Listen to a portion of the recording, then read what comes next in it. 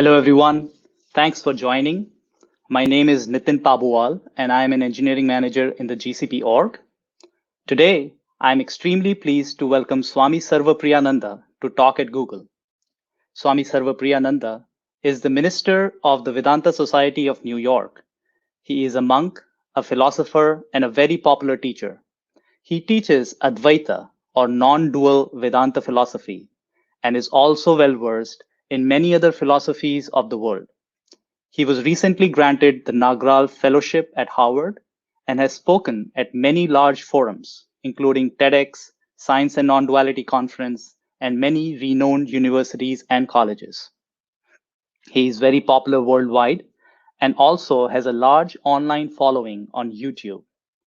As his talks cater well to the scientific intellectual minds, and he seamlessly relates ancient wisdom to modern society.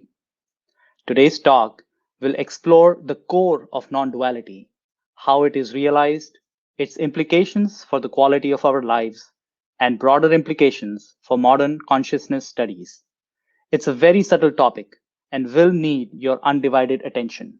So please avoid the urge to multitask. There will also be an opportunity to ask questions towards the end through the chat feature on YouTube. So, without further ado, let's welcome Swami Sarvapriyananda. Swamiji, Namaste, namaste welcome to you. everybody. Thank you. Namaste. Thank you, Nitin, and thank you to Google for having me this afternoon. So today we are going to talk about consciousness. Consciousness is everywhere in our lives. You are looking at me, you're listening to my voice, you're aware of sitting in the chair, your environment, light and sound. All of this is possible because you are conscious. There's consciousness when we see and hear and smell and taste and touch. So consciousness is all pervasive. I remember last week, I was listening to this talk by Christoph Koch, the chief scientist of the Paul Allen Brain Institute, where he was talking at the Harvard bookstore about his new book, The Feeling of Life Itself. And he said, consciousness is the most important thing in our lives. So he humorously said that if you give me $1 billion and say you give up your consciousness and you can go on living, you'll still be a living body. You can just be like a zombie. He said, I wouldn't accept $1 billion. I can't trade my consciousness for anything in the world. And that's how important consciousness is. Today, there is a great interest in consciousness studies, fueled by the developments in neuroscience, by the new imaging technology of the brain, by the development of the internet and artificial intelligence. There is a tremendous interest in understanding scientifically what consciousness is, where does it come from, what does it do, what are its possibilities, and so on. But consciousness studies is not a new subject. Consciousness studies is very, very ancient. As the philosopher Evan Thompson has written in his book, Sleeping, Waking, Dreaming, and Being, he says consciousness studies goes all the way back to the Upanishads, these very ancient texts in the Hindu scriptures, the Vedas. These Upanishads contain the highest spiritual and philosophical teachings of the Vedas, dating back, who knows, 5,000 years or more. And they made a remarkable breakthrough in consciousness studies so many centuries, millennia ago. And those insights into consciousness, into human consciousness, were developed into this body of a philosophy called Vedanta. And over the centuries, into this philosophy of non-dual Vedanta, which is a school of Vedanta, Advaita Vedanta. So that's what I'm going to talk about this afternoon and this Google Talk today in the next few minutes. These very ancient insights into consciousness, very profound and very, very important. First of all, for our personal lives, and also for what they can do for this modern investigation into consciousness.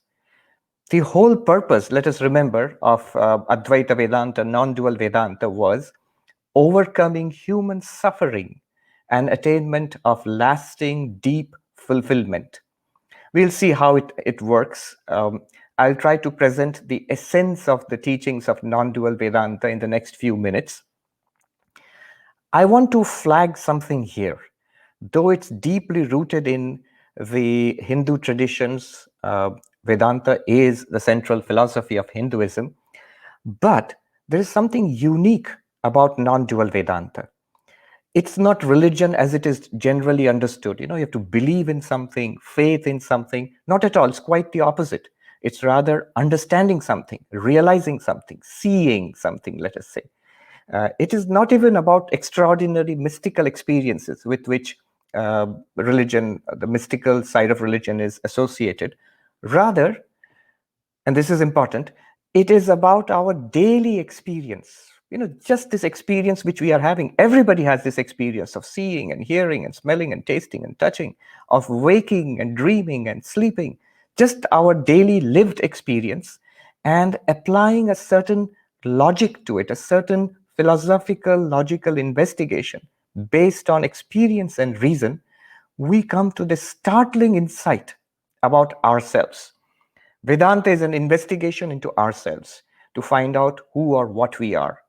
And the claim that Vedanta makes is that when we truly know what we are, we will discover that we are not these limited beings of flesh and blood, born at a particular time, fated to grow old and diseased and die at some time later.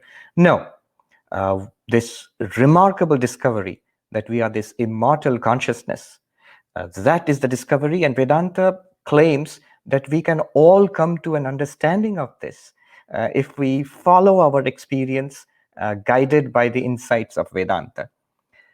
So here is this journey. It's not a journey from not believing to believing in something. It's not a journey from our present daily experience to some kind of extraordinary experience. No. Rather, it's a journey from not knowing, to realizing, to seeing. That's what makes it incredible for this day and age. There is nobody who is rational and scientific who could have any kind of objection, the usual objections which are leveled against faith-based approaches. So how do we do this? What is the process in Advaita Vedanta? The process is to investigate oneself, our experience of ourselves. There are methodologies developed in Advaita Vedanta which help us in this investigation. And I will talk about one of these methods. This is my favorite, and it's found in a text called the Drigdrishya Viveka, written about 700 years ago by a philosopher in the south of India. In this text, we are led what is called phenomenologically, in our lived experience, step by step, from the outermost aspects of our experience to a subtler inner aspects of our experience to what consciousness really is.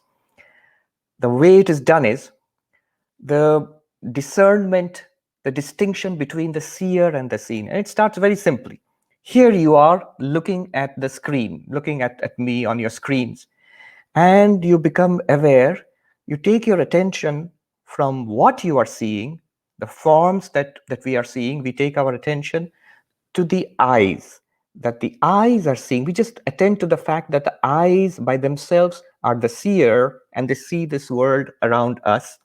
All sorts of colors and shapes, people and things, all of them, such a variety of things which are seen, they are seen by these eyes.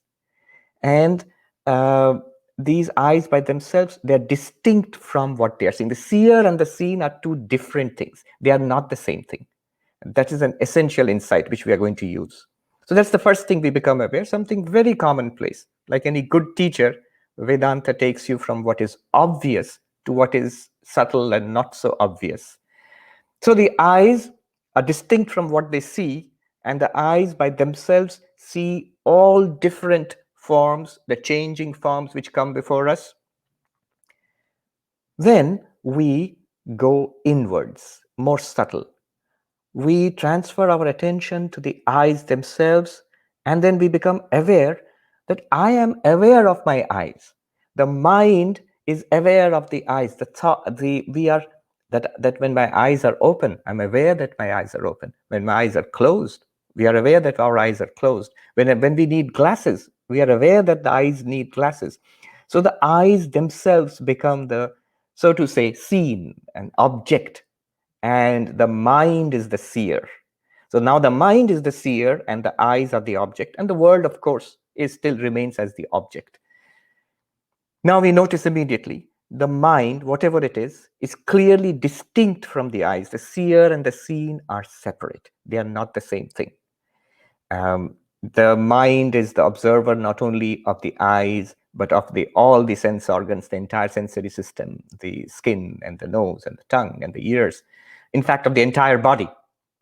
So the mind is the observer of the body, the seer, and the mind and what it sees or what it observes, what it thinks about, they are distinct, because the seer and seen are distinct, different.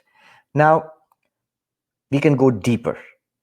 The mind itself, our thoughts, our feelings, emotions, ideas that I understand, all of this we are aware of. The movements of the mind are also something that we are aware of. That I am happy, I'm aware that I'm happy. I know that. That I am pleased, or I remember, or I cannot remember, I understand, or I do not understand. All these are activities of the mind, the thoughts in the mind, and they become the observed, the seen. And I, whatever I am aware of the mind. So I am the witness, so to say, of the mind, and the mind is something that is seen. Now, if the seer and the seen are distinct, then I, the witness of the mind, whatever I must be distinct from the mind. I am not the mind, I am the witness of the mind. The seer and seen being different, I must not be the same as the mind. I am something that lights up the mind, that illumines the mind, that is conscious, aware of the mind, the various thoughts and feelings in the mind. Now, this is already very interesting, because we generally, most of us thinking people, grown up, we generally identify ourselves most closely with our minds. I am this person who thinks, feels, has a personal story, likes and dislikes, a memory, a narrative about myself. This person, this mind is who I think I am. And here we are being told, if you are aware of the contents of your mind, that you cannot be the mind. You are that which is aware of the mind, that which is the witness of the mind.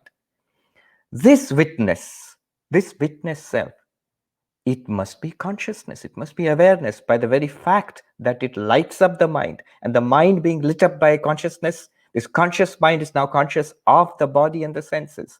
And this conscious mind-body unit is now aware of the external world. So now we have gone from a sense of bodily self to a sense of mental self to a sense of the witness of the mind body. So who am I according to this way of thinking? I am the witness of this body and mind. Being the witness of this body and mind, I must be distinct from this body and mind. I am, what can I say about myself? The one thing I can say about myself is, obviously I exist, and that I am aware. What am I aware of? I'm aware of the mind. I'm aware of the body. I'm aware of this body-mind.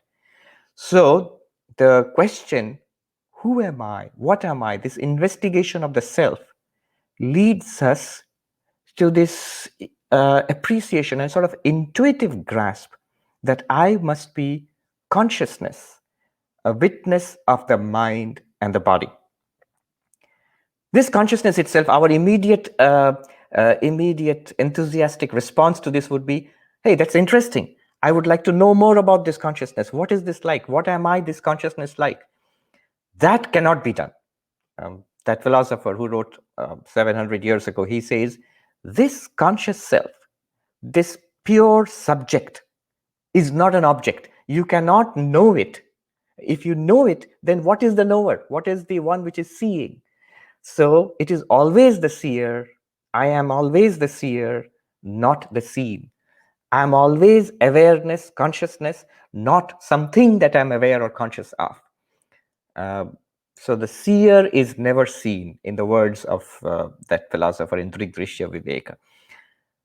Since we are trying to understand what consciousness is from the Advaitic perspective, it's very important to pause at this point. This idea that consciousness is not an object. This is a fundamental insight going all the way back to the Upanishads. This is something really I feel that Vedanta can contribute to modern consciousness studies, the modern philosophy of mind. This is not something that is usually understood. So I want to stop here for a moment and appreciate this carefully. Do follow me carefully at this point. It's very subtle. What do I mean that I, consciousness, the witness, am not an object? Then what am I? What exactly am I talking about? At this point, the old Indian story of the 10th man is helpful here. What the story says is 10 people, 10 friends were going on a journey, and they crossed this river on their journey. And after having crossed the river, they think, did we all cross, or did somebody drown? Let's count. And one of them counts. 1, 2, 3, 4, 5, 6, 7, 8, 9. Oh my God, there are only 9 people. And this the 10th person has drowned. And the others say, no, you can't be right. Let me count. And each person who counts only 9 people. Obviously, they're not counting themselves. But they think there are only 9 people, and we started out as 10. So the 10th person has drowned. And they sit down and they start crying and weeping and wailing until there's a passerby who sees them and asks, why are you crying, my friends? Oh, sir, what a tragedy. There were 10 of us when we started the journey, and now there are only 9 of us left. Obviously, one of us drowned, and our the 10th person, our friend, is dead. He's drowned, and we are so sad. This man, he sees all 10 of them are there. So he asks, how do you know that there are only 9? Well, because we counted, and we found only 9. This man tells them, relax. It's all right. All 10 of you are there. And they go, where? Where's the 10th person? Relax. I'll show you. I'll show you where the 10th person is. One of you count. One of them starts counting. 1, 2, 3, 4, 5, 6, 7, 8, 9. I told you so. And this man comes and takes the counter's hand and turns the hand this way and says, thou art the 10th. You are the 10th. Dashamastvamasi in Sanskrit. You are the 10th. And this man goes, oh, 1, 2, 3, 4, 5, 6, 7, 8, 9, and 10. The 10th person has been found. And everyone wants to try it out. And they say, let me try. And they count 9, and they turn the hand around and find 10. I am the 10th. And so they are very happy. Now, that might sound like a silly tale, but it's actually very important as far as consciousness studies is concerned, because let's just ask, why did they not find the 10th person? And the immediate answer is, of course, they were not counting themselves. But then a deeper question arises. Why were they not counting themselves? Why were they not counting themselves? The simple reason is because the counter found 9 people outside. 1, 2, 3, 4, 5, 6, 7, 8, 9. And therefore, the 10th person must be outside by that logic. And that's good reasoning, actually. I found 9 people there. There should be the 10th person right there, but the 10th person isn't there. The 10th person is not an object out there. The 10th person is none other than the one who is counting.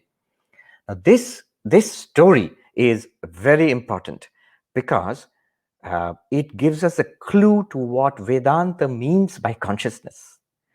Vedanta means by consciousness something that is in our experience not classifiable, not objectifiable as this. It's not an object.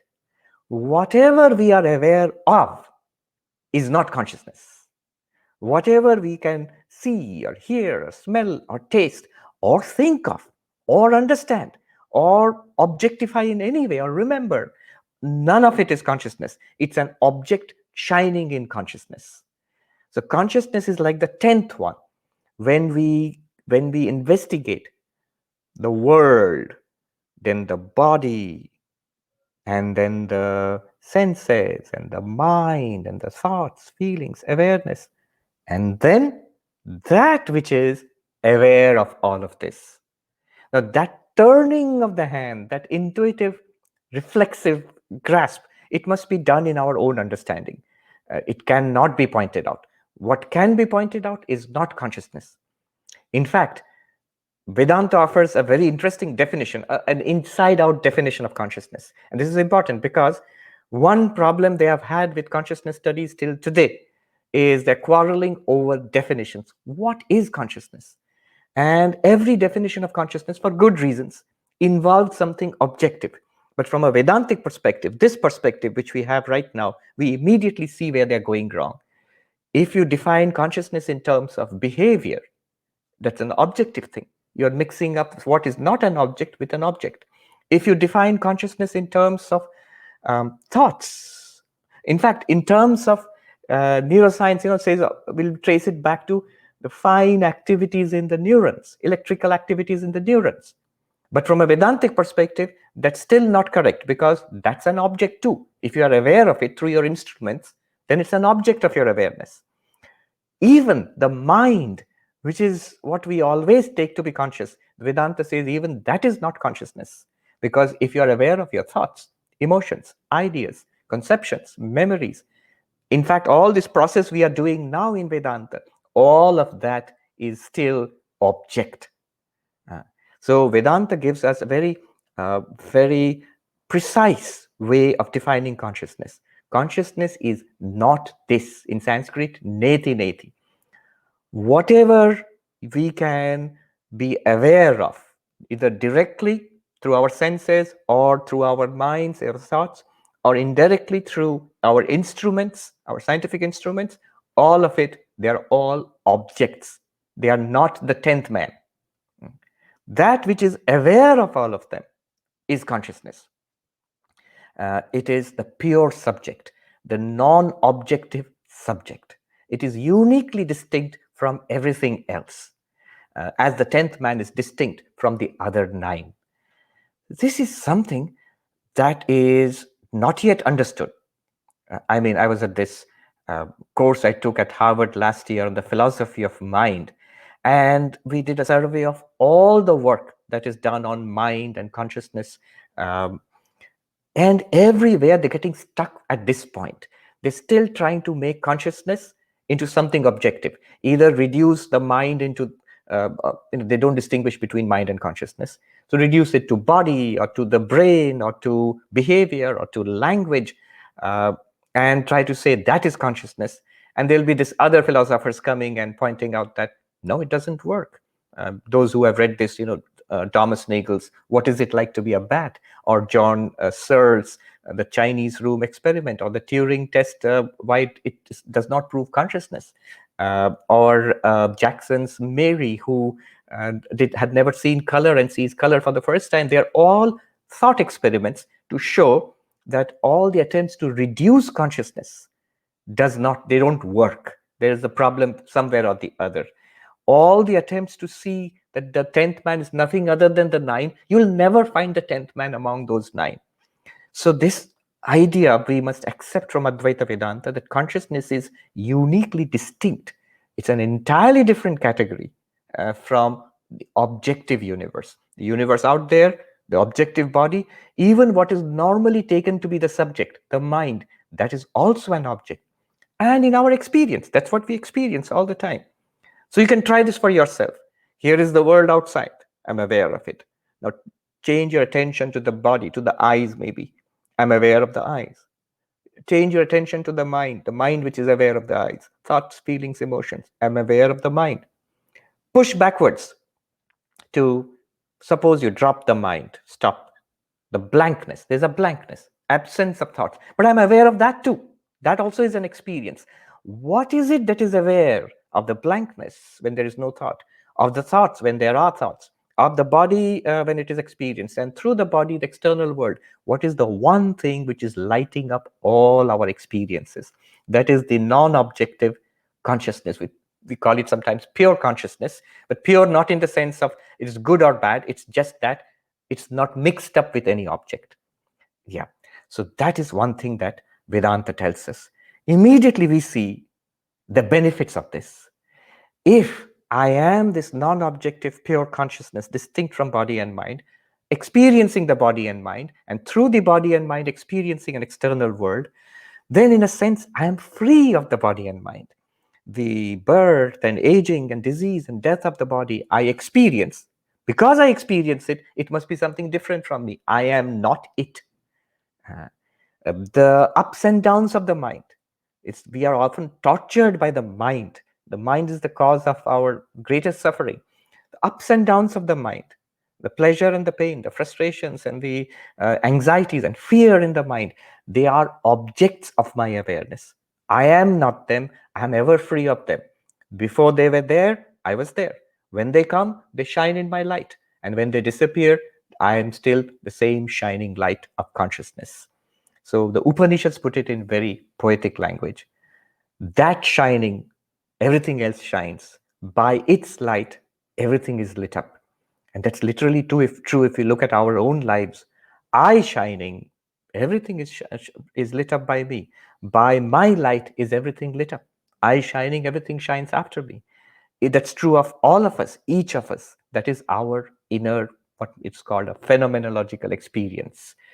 So this great sense of freedom comes if you think about it. Even the worst of the experiences in the body, even the worst of the experiences in the mind, they are things.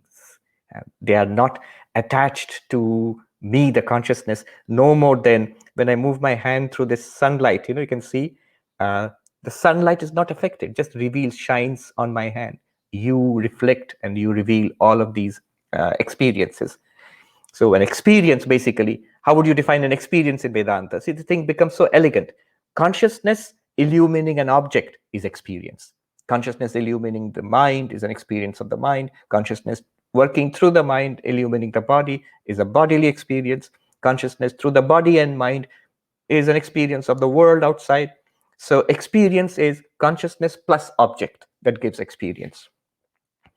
This consciousness also is free of change.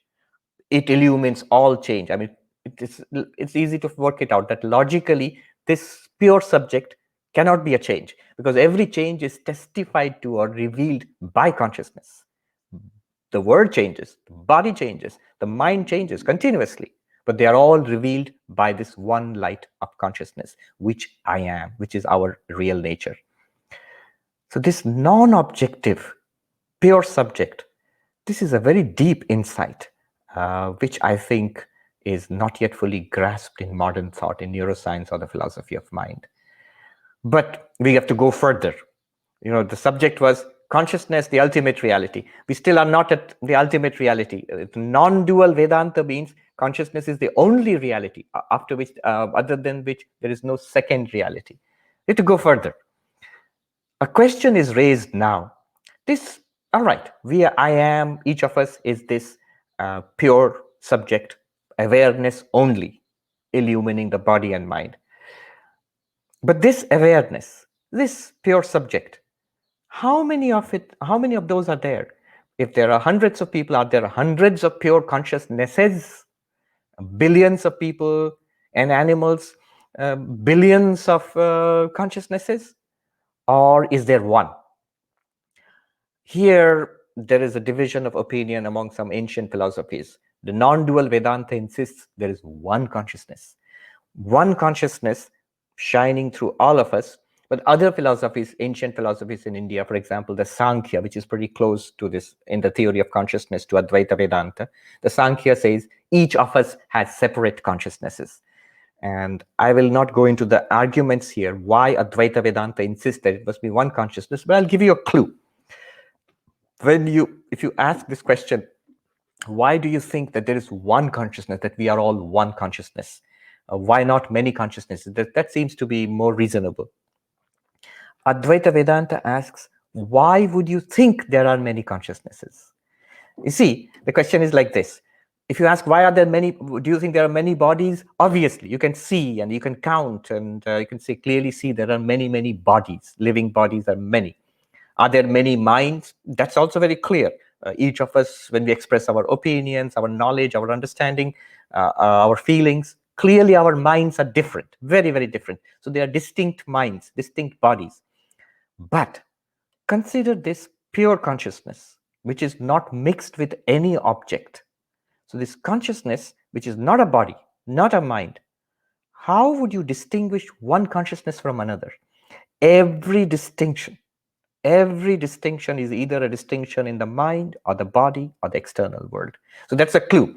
That shows you why Advaita Vedanta thinks there's one consciousness. A good example would be, imagine a huge jar, a clay jar maybe, and inside that there is a lamp, a big lamp shining, and the jar has many little holes. So from outside the jar, it would look like many thin rays of light are coming out from the jar. But if you look inside the jar, there will be one lamp, one flame which is shining. So the Bhagavad Gita, for example, says consciousness is one and undivided in all beings, but it appears to be divided when shining through many bodies and minds. Again, the implications are tremendous. If we accept we are all one consciousness, then we are all one being, actually, not rhetorically, not emotionally, not in a feeling of we should all feel we are all brothers and sisters. Much deeper than that. Advaita Vedanta claims at the deepest level of our being, as consciousness itself, we are actually one. And the results for example, ethics, this notion of oneness of all being, oneness of all existence. This is the Advaitic foundation of ethics. I don't want to go into it too much, but the whole problem in ethics is that the question of why should I be good? What is the grounding for ethics? Ethics seems to be a question of emotion and culture and preference rather than of brute fact. Can you ground, technically speaking, axiology and ontology? Can you ground values in metaphysics? And the feeling was that no, you cannot derive an ought from an is. Advaita Vedanta says you can. At the deepest level, because we are all one. That's why love is a true outcome. It follows. Hatred is false because it goes against our deepest oneness. Ahimsa, non-violence is fundamental because we would never want to hurt ourselves truly. We should not want to hurt others, anybody else. So this Advaita Vedanta, this non-dual consciousness, this awareness of one consciousness, it can serve as a basis, as a foundation for ethics. This is also something very new. It's not appreciated at all. Even in the modern study of ethics, this is what is lacking. All right, that's one more benefit. But we are still not at the end of our journey. So Advaita Vedanta is truly radical. It starts off by saying we are not the body, not the mind, not an object, but we are the witness consciousness, that we are the witness of body and mind. Then it goes further on to say that this witness consciousness, if you appreciate it, it's not an object, it's a pure subject, it is not open to suffering and change and destruction, increase or diminution. This is like a constant sun of awareness. It goes further to say that it is one in all beings, in all the billions of beings who have ever been and will ever be, in all living beings, it's one consciousness. But still, it's not non-dual. If you appreciate it, it's just one consciousness versus the entire material universe. So the entire material universe is out there, from quarks to quasars, from whales and dolphins to the bacteria and even the COVID virus. All of the material world, including our bodies, the organic bodies which we have, it's all material. According to Vedanta, in fact, even mind is material. Everything up to consciousness is material. The definition of material in Vedanta is also very precise. Whatever is an object is material. The Sanskrit is jada. Whatever is an object is insentient, an object to your awareness, that must be a material. Even thoughts are objects to us. That must also be material. So we have one consciousness, but billions and endless varieties of material objects. So it's not non-dual. It's still, there's a lot of plurality out there. The final step is taken in non-dual Vedanta is that the question of what is the relationship between this one consciousness and this vast, varied material universe. What is the relationship? Indian philosophy had different answers. One answer, I'll give you quickly 4 answers. One answer was the materialist, reductionist answer of the ancient Indian materialist Charvakas, which is that the material universe, matter is fundamental and consciousness is born of matter, of material processes, which is exactly what neuroscience is at right now. Whatever the advances, even then, it's the idea is it must be somehow rooted in matter. Notice it's the same 10th man problem. The 10th man must be out there. Consciousness must be brain, or it must be language or body or behavior.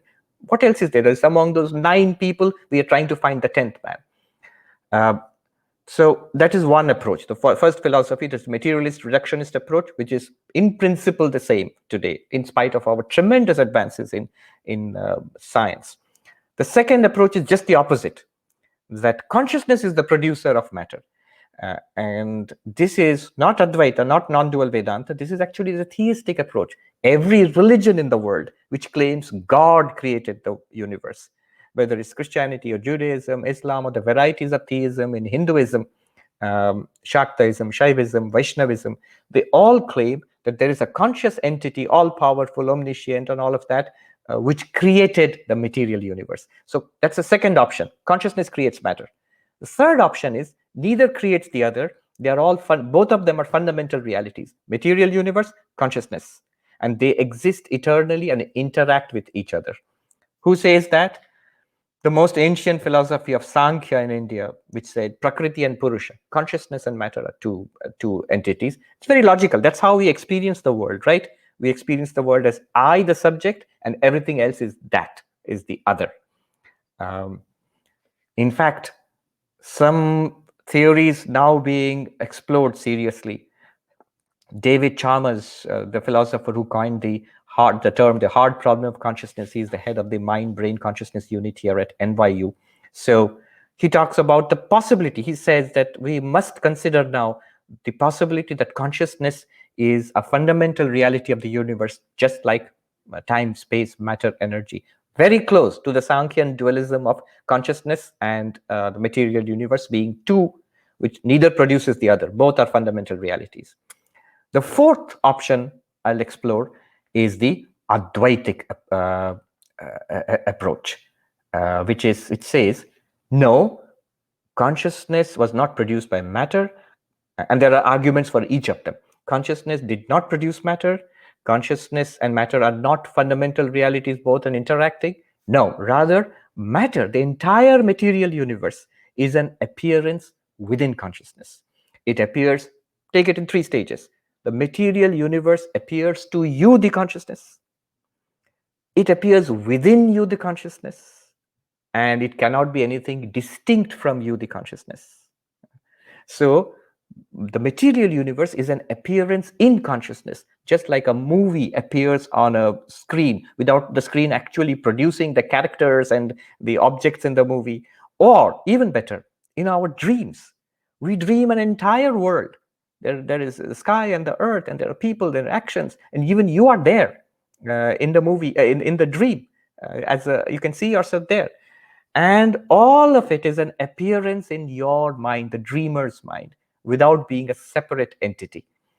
Exactly like that. And there are very solid arguments at every step of the way why Advaita Vedanta insists this entire universe must be an appearance in consciousness.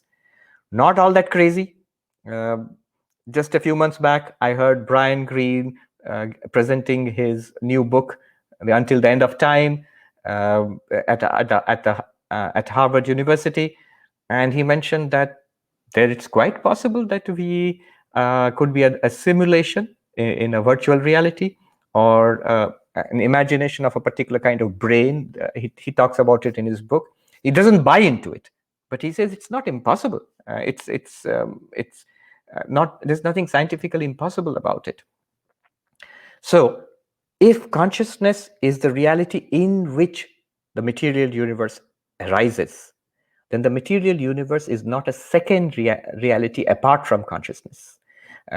It's not a countably different entity apart from consciousness, just as all the things that we see in the dream are not countably different, are not distinct entities apart from the dreamer's mind. So there, in the dreamer's mind, it's a non-dual reality.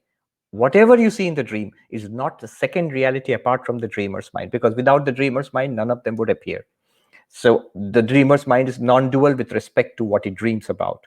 Consciousness is non-dual with respect to what it experiences, this entire objective universe. Now, those of you who have been listening carefully, you might say, wait a minute. You started by saying the seer and the seen, consciousness and its objects are different. The 10th man is something different from the 9. You separated consciousness from everything else. Now you are saying everything else is the same as consciousness. Isn't it contradictory? No. Here is a very subtle point to grasp. It is true that the seer is different from the seen. But you have to ask yourself, is the seen different from the seer? Consciousness is different, distinct from its objects. But are the objects of consciousness distinct from consciousness? What kind of a question is this? A simple thing would be these glasses are distinct from this napkin, and the napkin is distinct from the glasses. They are different from each other. But there's another kind of difference. For example, the waves in the ocean and the water. The waves are distinct. They come and go. The water is apart from the waves in the sense that the water can exist as waves, it can exist without the waves, it can exist as water vapor and what have you. But the waves are not different from the water because they cannot exist without the water. You are distinct from your dreams. All the characters that you see in your dreams, you're distinct from them because you can exist without them. You exist when you see them, and when they disappear back into you, you still exist. But those characters in the dream, the entire dream world, cannot exist without you. So they do not constitute a second reality apart from you. So the first step in Advaita Vedanta is to appreciate what consciousness really is. What am I as consciousness? And then to see whatever I experience is actually not different from me, the one consciousness. This one consciousness, known as Brahman or Atman in Advaita Vedanta, is non-dual, Advaita, not two, with regard to the entire universe. So this is a tremendous claim and tremendous insight, not new. This has been pretty well known in India for thousands of years, and there have been thousands and thousands of people in every century, in every generation, practicing it and deriving benefits from it. So think about it, investigate it. A huge amount of material is available there. I think it is, for me at least, it's the best thing that ever happened to me. And so I love talking about it and sharing it with people. I think there are a lot of questions. Nitin? Yes, Swamiji, thank you so much for an amazing and eye-opening talk. So we can truly see. We definitely have good questions coming in. So let's get started with those. The first one is the quintessential question for in Vedanta, of course. How does consciousness, which is pure subject, evolve into its contents, which is objects?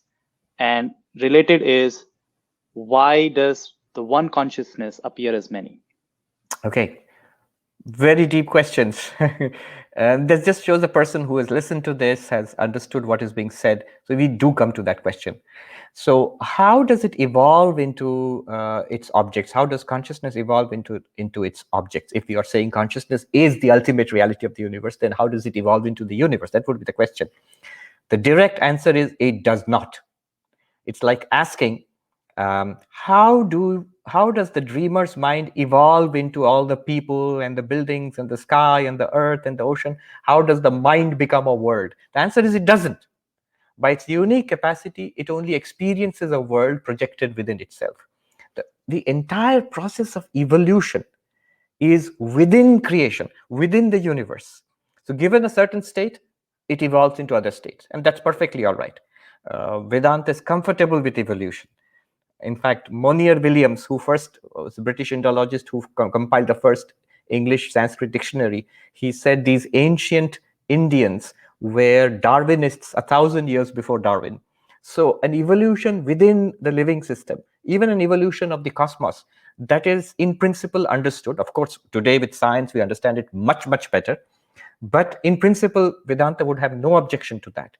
But what Vedanta says, that consciousness did not create, did not become this universe. That is the second theory of consciousness which I talked about. That's a religious understanding. God produces, God creates this universe. Advaita Vedanta says no. Consciousness does not create a universe in that sense.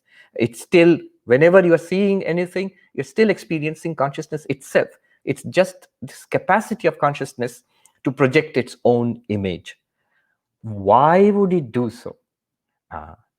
Deep question. In fact, this is the question of why does the one become the many? Why? How is a question of science, and that's within the many. But why at all would it appear? See, Swami, you are saying why the one does not become the many, but it appears as the many. You could still ask, why does it appear as the many? So this is a very deep question. Why does the one become the many? It's basically the same question as why does anything appear in this universe at all? I was just reading yesterday, Heidegger, one of the most brilliant philosophers of the 20th century. He says this question, why does anything at all exist in this universe, is the first question. Why? Because he says it's the widest possible question, because it includes everything, consciousness and all its objects. It is the deepest possible question, because it's not a question of a particular area of science. It's not a physics question, a math question, or a biology question, or a brain science question. It is the deepest question from which everything else emerges. And he says it's the most fundamental question because of this last one. When you ask, why does anything exist? Why does the ultimate reality appear as one, appear as many? Remember, this question and the questionnaire are also part of the many. So I am part of this appearance of this universe, and I am also asking about myself. When I ask why all this, in all this I am there. So this question is asking about its own existence. Heidegger calls it, this question is the most fundamental question because you're asking why? Why? You're asking a question about causality itself. So this question is most fundamental, the widest question, and the deepest question. Now, I'm not trying to avoid the question.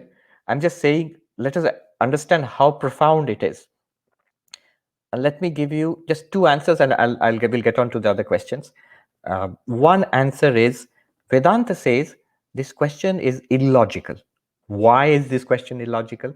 Because the question why, you are asking for a cause. Whenever we ask why, we are asking for a cause. Why is the grass wet? Because it rained. Because. So why does the consciousness appear as the many? You're asking for a cause. But in between consciousness and the many, in the many, at the beginning of the many, causation, time, space, causation. It's basically the stage upon which this consciousness, Brahman, plays out its drama of the universe. Moment you ask why, you've already assumed causation.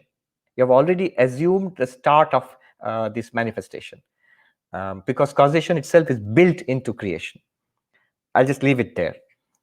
But let me give you a simpler answer, which I didn't find in any Vedanta text, but it appeared to be the simplest possible answer. You're asking, why does consciousness appear as so many objects? Why? What are the options to consciousness? It could either appear as something or not appear as anything. And that's exactly what consciousness is doing. When you are awake, when you are dreaming, you have this entire waking world, the dream world. But when you're in deep sleep, you have this blankness. Consciousness not appearing as anything. Blankness, the absence of objects is experienced. And in waking and dreaming, the presence of objects is experienced. What else can consciousness do? It can be something or it can be nothing. And it gives you both options. If you look at the macrocosmic universe, the Vedantic idea that the entire universe is projected from consciousness, appears as all of this, and then again disappears. The Srishti, Sthiti, Pralaya, the projection, the sustenance, and the final dissolution of the universe. So there is a period when consciousness or Brahman appears as the universe, and there is a timeless period, let us say, when it does not appear as the universe. So there are logically two alternatives, and both are provided by Brahman. Brahman consciousness would be like, what are you complaining about? Yes. Very nice. Thank you, Swamiji. So next question that we have is, was asked early on in your lecture. You explained so far that consciousness is aware of the mind, but you also mentioned that it illuminates the mind, which seems a little different. Could you explain how we know that it illuminates? Right. Illuminates is a better word. The moment you say aware of the mind, we get this general idea of when we are aware of something. I'm aware of the screen and the people and these questions. So already the mind is involved, thinking is going on, it's being processed. It's a process. That's part of the mind. It's not part of consciousness. So consciousness is not aware of the mind in the way the mind is aware of everything else. The mind is thinking about everything else and processing data. Consciousness is not like that. Consciousness is more like a light that uniformly shines on whatever is presented before it, in it, to it, within it. So let us say consciousness shines, consciousness illumines. The light metaphor is used again and again in Advaita Vedanta. So this is called the self-illuminous nature of consciousness, in Sanskrit swaprakasha. It reveals itself and whatever is presented to it. So it's not that consciousness is thinking about the mind. Yeah. Awesome. The next question, this was also asked earlier on. Since I am the witness awareness, that means I'm creating my own world and other entities. Is that correct? Witness awareness, is it creating its own world? I, as the witness awareness, remember, whenever we are talking about it at this level, we, in most cases, we still do not appreciate what is meant by the witness awareness. We are still thinking of ourselves as a kind of mind. One Vedanta teacher, he put it very beautifully. In all the initial stages, even when we feel we have understood it, and people claim they have understood it, I am the witness consciousness or witness awareness, you have to be careful. What are you smuggling into consciousness? He said, what are you smuggling into Brahman? We are surreptitiously smuggling the body or the mind, especially the mind, into consciousness. So it is not that we are creating this universe as we see it, as we go along. Definitely we are creating the objects in our dreams, but we are not creating the physical objects out there, because the moment we say physical objects out there, we are already located in a body and a mind. So from this body-mind perspective, I, Sarvapriyananda, am not creating Manhattan. It's not that kind of what is called subjective idealism. Subjective idealism is the mind creates its objects. Like Berkeley, Bishop Berkeley, for example, or the ancient Buddhist Vijnanavad is the mind-only school of Buddhism. Shankaracharya, the great teacher of Advaita, he spends a lot of time and energy distinguishing Vedantic theory of consciousness from the Buddhist mind-only theory. So, as a preliminary answer, I would say, if you want a straight answer, no. When we talk about, am I creating my objects? No, you are not, because already you are thinking of yourself as a body-mind. This consciousness plus body and mind. The whole purpose in Advaita Vedanta is to put a lot of effort into shifting our paradigm of ourselves as a body with consciousness to a consciousness with a body. That's the first step. And then body and universe will all be seen as appearances in consciousness. Now, just a little qualification for those who are well versed in philosophy and Vedanta. There is this school of Vedanta called Drishti Shrishti Vada, a sub-school of Vedanta, which does say, yes, you are the creators of your objects. Just as in dreams you create objects and dream about them, this world is also a virtual reality. You are the creators of the matrix of this world. So that's a school. But there they say you must be firmly established in the witness consciousness idea. And then only you can see that, yes, all of these things are appearances in me, and therefore creator also is you have to be very careful. You don't actually create anything. Whatever you think you are creating, they're nothing other than you, the consciousness, appearing distinct from you. Yes. Great. Next question is, so I think this is probably going to be a good question to end with. What are the methods for actual realization and entering the state of non-duality? Very good. The question would be, what is the methodology here? What is the practice here, apart from the philosophy? Here, the philosophy is the practice, but there are things to be done. Let me outline that very quickly. This is called the method of knowledge, as distinguished from the method of faith, the method of service, or method of meditation, the method of knowledge, jnana yoga. In this method or path of knowledge, the actual practices are literally hearing, reasoning, and meditating. Shravana, manana, nididhyasana in Sanskrit. Hearing is basically systematically studying this. So we try to understand what is being said here, try to grasp it, not a question of believing in it, try to get it. At this stage will be complete. The first stage is complete when I say, all right, I've read the books, I've heard the talks, I know what is being said. So then the first stage is complete. The second stage is that I know what is being said, but I have many questions about it. I don't get it. The second stage is to work it out. Most of these texts are in the format of questions and answers, just like what we are doing here. And a lot of questions are raised, which are our own questions, and many questions we wouldn't even dream about. Those are raised and answers are given. We have to work through those questions and answers till we can say confidently, I get it. You can ask me questions, I can answer your questions. I understand it. I not only know the teaching, but I also understand it. It's clear to me. I'm convinced, I'm sold. Now, what's the problem? It's true that I get it, but it's not a living reality for me. I still kind of feel the same person.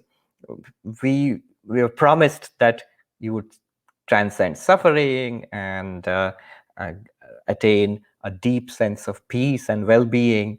I'm not getting that. I still am buffeted by the ups and downs of life. So the third stage is meditation. Meditation, not in the sense of sitting quietly, but what we have studied and what we have understood, to dwell in that, to marinate ourselves in that, to assimilate that. So Swami Vivekananda uses the terms assimilation of what we have learned, what we have understood. So you meditate on that till there's a moment, a very clear moment of awakening, where it seems absolutely obvious and effortlessly so. After that, even if you try, the person who doesn't get it, even by trying, does not seem to feel that you are the witness consciousness. The person who gets it, even without wanting to, even without trying, will get it, and even if it does not want it, cannot escape from it. It's done. Once you walk through that gate, it's done. Now, there are associated practices. If you do this, we'll find there are problems coming up. The problems are not with the teaching. The problems are with our own mind. So one problem is called scattered mind, in Sanskrit vikshepa. So a practice of focus, especially in these days of distraction, the mind is scattered more and more, and it doesn't quite grasp or soak in the teachings. So regular practice of meditation, mindfulness, you might say, is taught. In Sanskrit, it is called upasana. It combines both worship and meditation.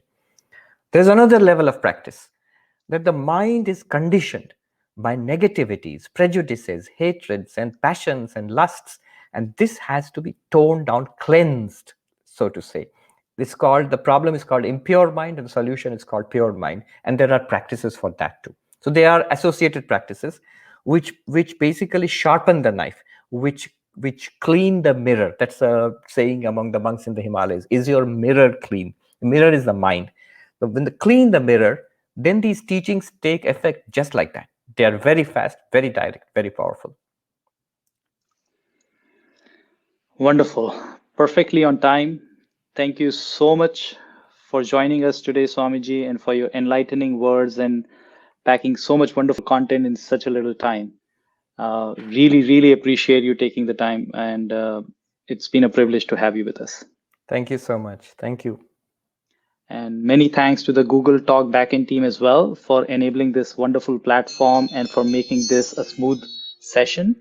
And thanks to everyone as well in the audience for joining. If you're interested in learning more about non-duality and consciousness, please look up Swami Sarvapriyananda on YouTube or subscribe to the Vedanta NY channel. He also has an Ask Swami program through which you can ask more questions. Thank you, everybody. Again, have an illumined day. Thank you. Namaste.